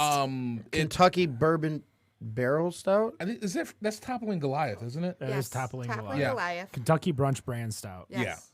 Assassin. From Assassin Iowa, is on the Which list. is really funny. Beer, that Iowa beer. You know, everyone The talks Iowa beer about that. is Kentucky. It's right up there with the North But it's, Dakota like, beer we like to rated, drink. super high worldwide. Like, it's crazy. What's the one from Cigar City? Hunafu. Hunafu. I've had that. I mean, I have it. There's like so many that are on people's lists that I get it, but I think at the same time, I don't know. Sometimes I feel like people just kind of need to reevaluate their choices. Are you talking about sneaker culture as well? What was Sometimes- interesting? boy. Sometimes it's not about what you're drinking. It's about the event of going to get it. And to some extent, I agree with you. We mentioned it on, so we're part of the Hopped Up Network, and there is a group of us that were chatting over on Facebook about, you know, chasing beers and how exhausted we have gotten chasing beers. You can definitely pour me some more. After you do that, pass it down, I'm Rob. drinking this right now before he takes the price up. I wasn't saying that. I just mean it's limited. Come get it. I mean, it is limited. But it's like Punchki Day. Just not to I cut you mean- off, Ken, but people that I know that go to Punchki Day in Detroit and Hamtramck that wait at 3 a.m, No one cares about a jelly donut. It's about the It's the experience. Yeah. Is it's- that really what, like, you don't want the donut? Well, Like, come on now. Everyone loves a punchki. Everybody- Let's not really. Everybody people get loves a Punchki 600 at to 800 Brewer. calorie donut. Don't call me out about joy, okay? Joy is universal. Don't ruin my It's joy. a raspberry confection filled fig. Yeah. But yeah, it's you meet people. It's like that's what's bonded people through music, through food, just everything. It's you meet these crazy people that'll come do the same thing for you. Because is it worth it?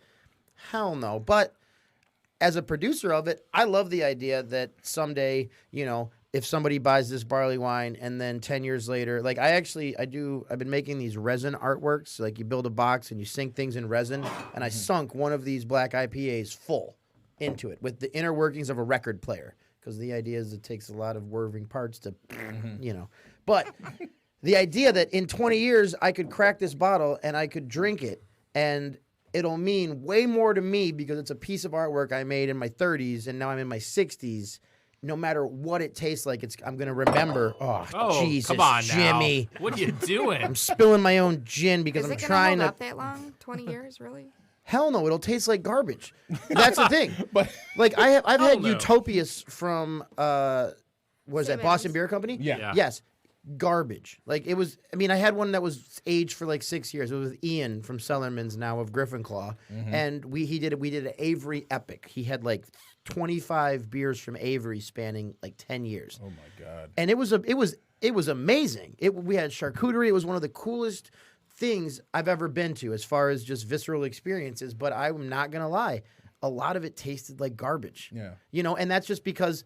Think about it. You make a how many 10,000 bottles in a run. If you're doing something like that, you're bound to get some misses in it. But I do think that it's not about, like, to your point, it is not about what the actual enjoyment of it is. Like, how many people go to a fine restaurant, pay $200 for a meal, and really think that meal is the greatest thing they've ever had, or are they like, damn, I better enjoy this shit, even if even if it's too salty, because I just paid out the ass Is this for it. organic? But I mean, and it's one of the other things is that I get it with the experience and enjoying the experience of being there and doing that. But as a producer, when you have a beer that you just start sucking it out of yeah, that there goes hat. that hat. For So at much least gin today. was absorbed by my territorial brewing company.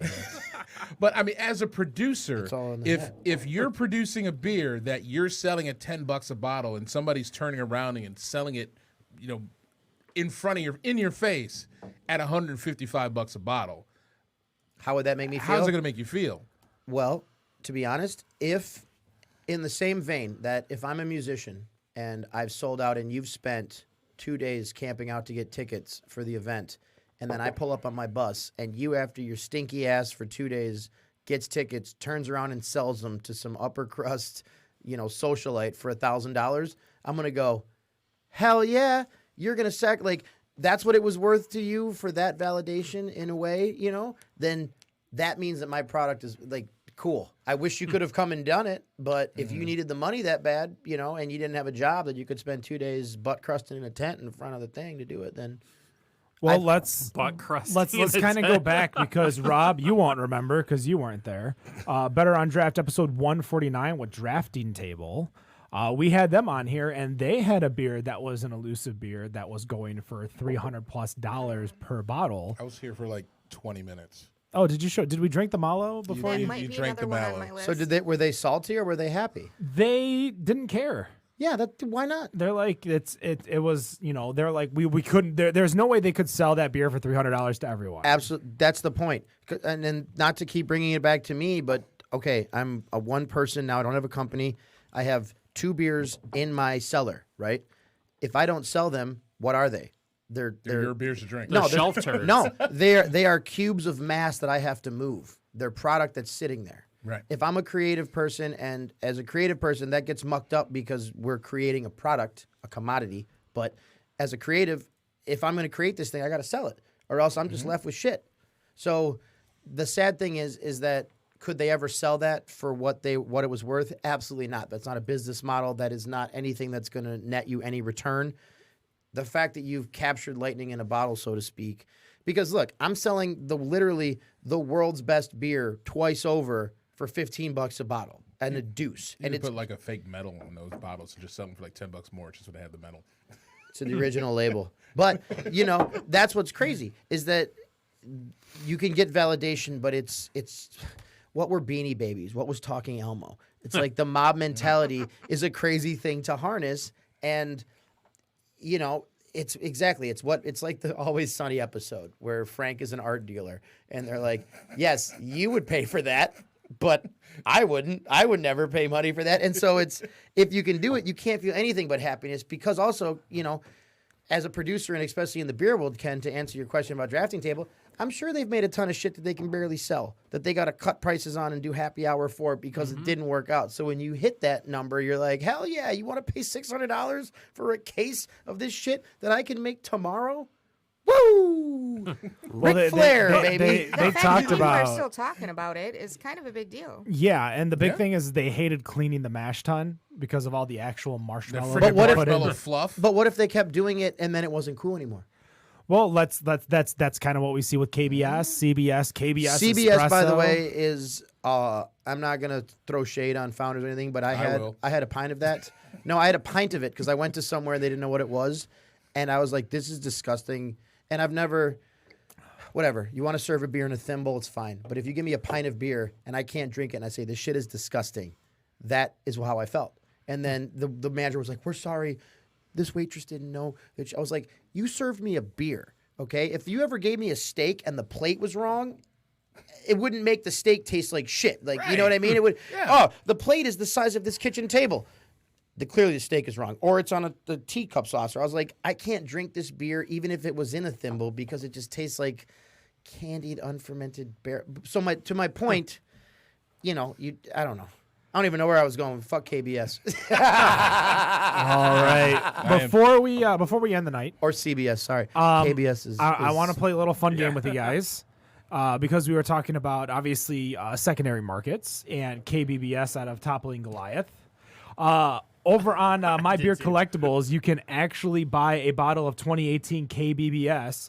Not Price is Right rules closest. What do you think that bottle is going to cost you? Can we just, for the people that weren't paying attention, explain what KBBS is again? Kentucky Brand Brunch Stout. So it is not from Founders. That is it correct. is It's not from a- the Is- Toppling No, it is for Goliath. Toppling Goliath in Iowa. Is it a 22-ounce bottle?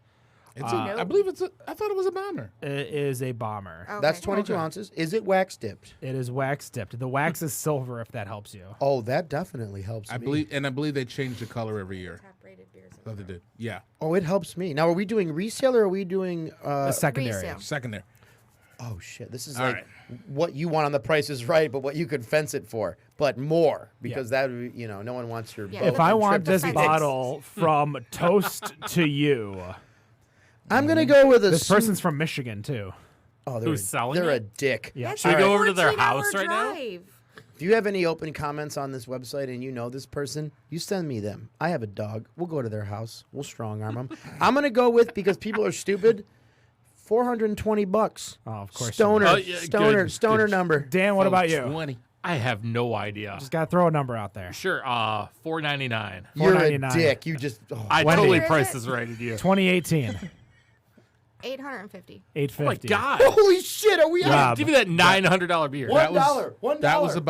That was about where I was. I was thinking initially. My initial thought was $750. $750. Doing the math, Dan wins because he said $4.99. Wow! It's $620.